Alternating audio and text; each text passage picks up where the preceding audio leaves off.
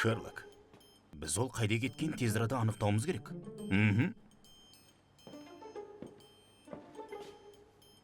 Бұл енді әзіл емес. Уатсон, сіз үнемі уақытынан бұрын шу шығарасыз. Біз қайда бара жатырмыз?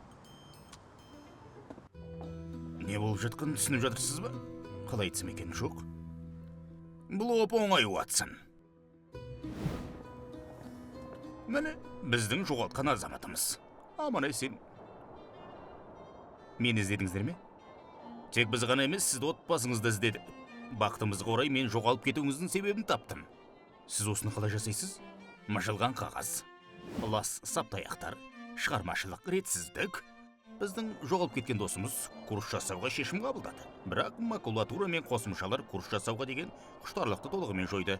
Солай ма, мырза? Иә, шынымен де.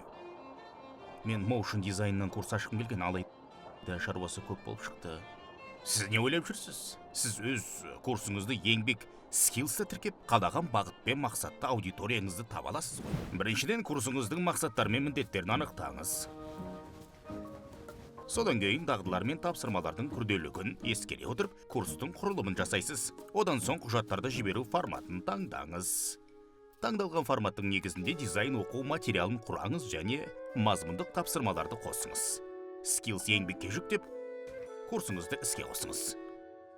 Неткен керемет? Ой, рахмет. Ол Skills еңбек туралы айтып отыр.